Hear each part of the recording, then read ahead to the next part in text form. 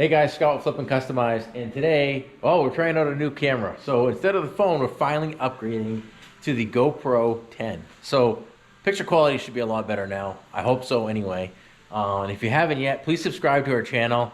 And I should probably get on with saying what we're going to do. So what we're going to do today is we're finally working on the 91 S10 build. Over there, under that tarp. It's been there, started it years ago. Finally gonna get back on it, and we're on our second donor 5.3 LS platform type engine. The first one, we wanted to keep the low end, the rotating mass stock and alone. And the first one we ended up having some rust in the cylinders from sitting. So we scrapped that one. I had this one coming out of a 2000 Chevy Silverado. And today all we're doing is tearing it down. I just want to get it torn down, and we're gonna get the heads sent out, and then figure out what we're gonna do with the heads. I got several sets of heads, 862, 706 heads.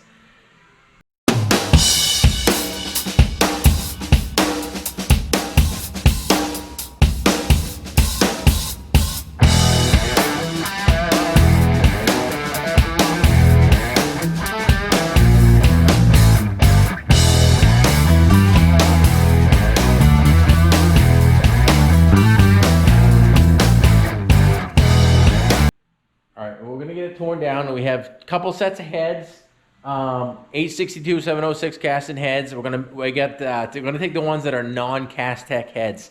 We're sending them up to Texas Speed, or down to Texas Speeds, because we're up here in Maine, and they're gonna go through the heads. So they offer a complete PRC machining surface where they pressure test, they deck, they clean, they replace the valves, the stainless valves, oversized valves, and port the head. So that's what we're doing with the heads on this thing. We also got a cam kit and all that stuff that I'll go over later that's going in this as well. Again, this is a 5.3, and I'm just doing time lapse. I don't want to do how to or any of that stuff. Let's get this thing torn down.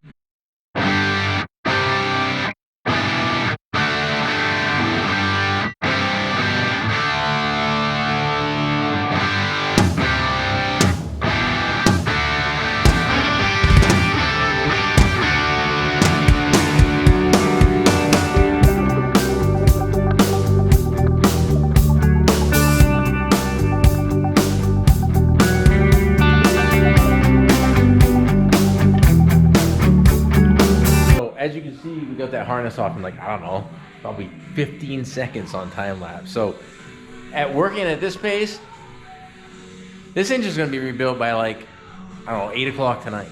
So, damn. No, I'm just kidding. Anyway, ran into some mouse issues, and I'll show you here. It's great because they can't leave anything alone. I don't see it now, but anyway, one of the connections they chewed off, but whatever. We're making a standalone harness anyway. They've clearly moved in because where we had this stored behind the barn. I'm gonna blow this all off before we go any further, and I don't want to break into this without getting some of this debris off of here. So let me get this thing blown off.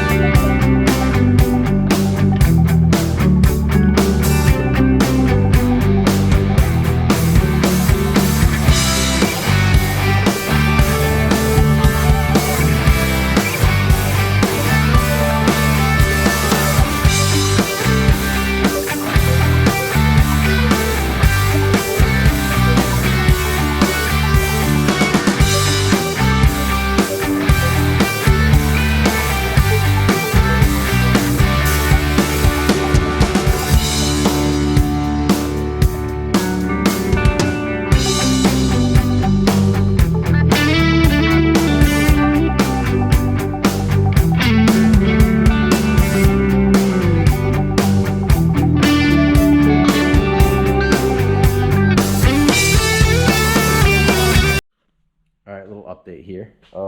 This oil change wasn't done like frequently. Look at the frickin' sludge in there. God, these things take some serious abuse, I'm not gonna lie. This 5.3 here was actually running when we took it apart, so And it sounded fine. I had good oil pressure. So we may not use these heads because I have several others over there. And I just did a short video on identifying whether they're Castech heads or not. I can't tell on these yet until I pull the rocker rails off of there, but we will. And again, I need to pull the heads off so I can look at the cylinders and everything else. So we're getting there, almost there.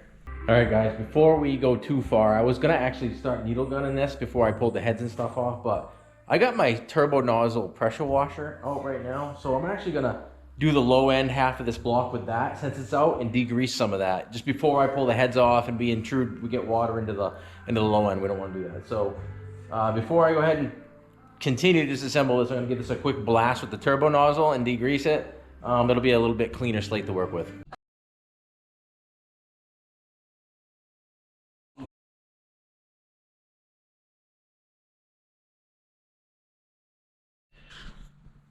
All right, it actually cleaned up pretty well to get it down to the block, the casting.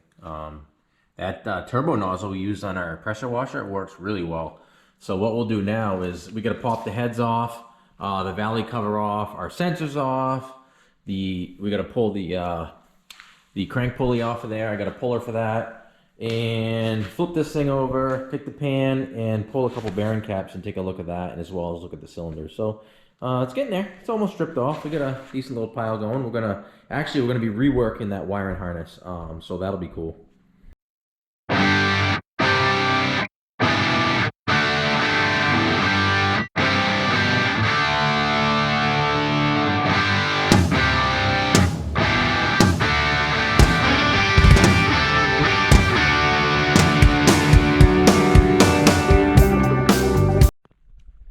All right, we got the heads off this bad boy in the valley pan. As you can see, it was in desperate need of an oil change. Clearly, they did not change the oil often, which is so typical and disgusting. But at first glance, the cylinders actually look pretty decent in this one compared to the last one. So nothing glaring, nothing standing out that looks crazy, which is good. But we'll go ahead and keep disassembling this thing at the lifters.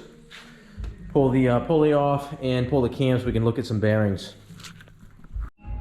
I just wanted to show you something real quick on the heads. These are the 862 head castings that are on this 5.3.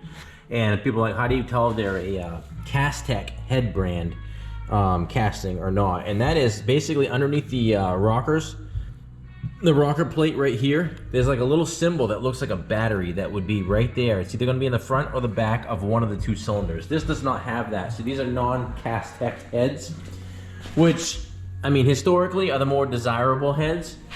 I got a set over here I can show you, just so you know. The Castech symbol looks like a battery. See that right there? These are a Castech head. Still an 862 or a 706 casting, same thing, but it's a Castech head.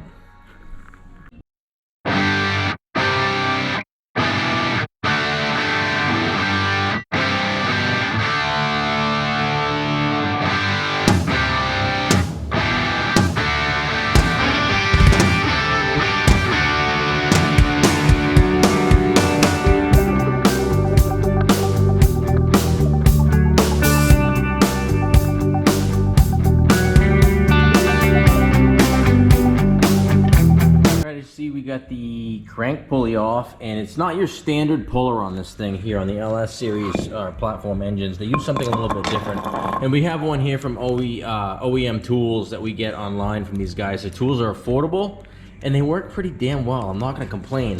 Had no issues with pulling this out. It uses the center rod and a threaded rod against that to pull that out, so they work actually slick. I didn't have the I mean, you could do it by hand, but I didn't have the impact on there full torque either, and it just pulled it right off. Gentle as we can to not damage any bearings. Hopefully the bearings are decent to begin with.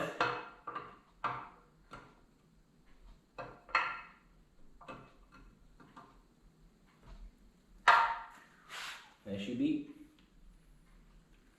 Nothing obvious. Anyway, nothing obvious. There's one that we use in our builds. We use these in our rat rods and stuff, so we get another one for our collection.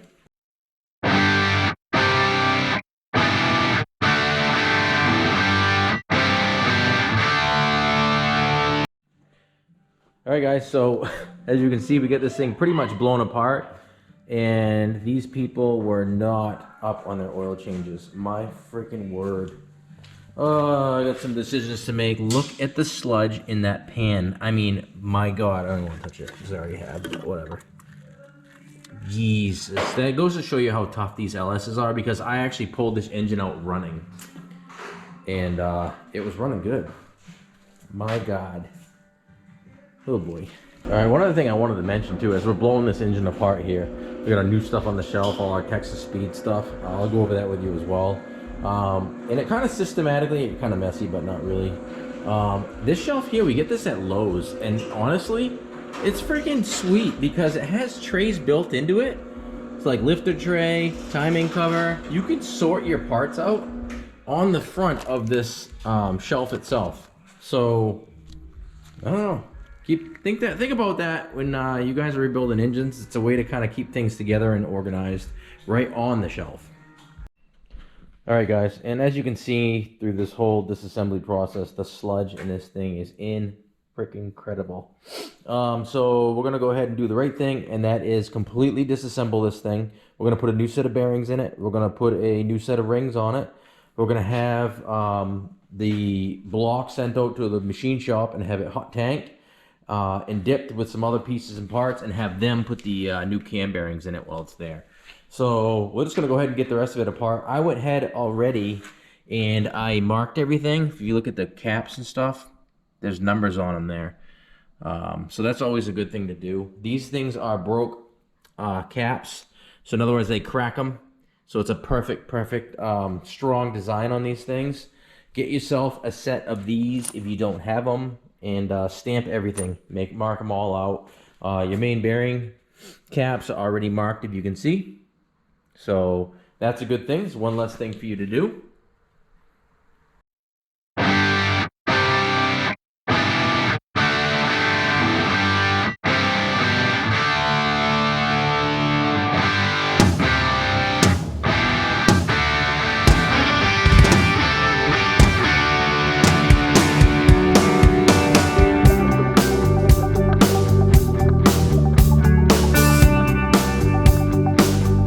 Basically got it down to the bare 5.3 liter, or their 4853 blocks, one of the same. Bare block, cast block, very dirty, crude oiled block. Everything looked good bearing wise. The thrust bearing itself had some marring on the bearing surface, but the actual journal of the crank, they all looked really good, which isn't surprising on these engines, so that's great. The cylinders at first glance all look really good as well.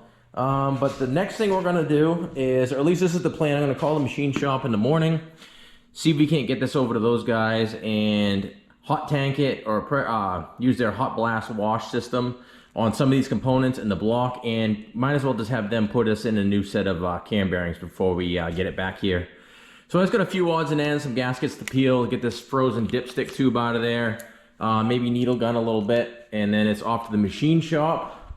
We've got the engine all semi-organized here on the shelf, so kind of keeping track of our parts. And then I think the plan, or at least the initial plan, is going to be to go ahead and get a freshen up kit. So a new set of bearings and rings. We'll hone the cylinders out, and then we're going to be sending the heads out as well this week. So as long as everything's good from the machine shop. I think that's going to wrap it up for this episode. And all this was a basic teardown for this S10 5.3 liter LS type platform build for this truck. Nothing super crazy, but we ended up going further than we wanted. I thought we were going to keep the low end as a solid rotating mass. We ended up getting into it and going, this thing's so bad, crude oil wise, we need to just go through it and freshen it up. So the plan is new bearings, rings, hone out the cylinders, the blocks, and go to the machine shop, get hot tanked. New set of cam bearings installed, and right now we're going to plan on sending the heads out to PRC, Division of Texas Speed, to get a complete porting, new valve upgrade, stainless valves, and the whole deal. And we've got our cam in, and when the heads come back and all that stuff comes back and the block comes back, we'll do another video on what we got for the parts before we start the install. My buddy Steve will come over for the reassembly of the engine, because he is my super tech guy. I always lean on him for this stuff, so he'll come over here and give me a hand. But thanks again, thanks for watching, and stay tuned for the many videos that are gonna come along in this series for the 91 S10 build. And I'm still looking for a name for this thing, so if you guys think of a name, drop a comment. Thanks for watching, please subscribe. Flippin' Customized.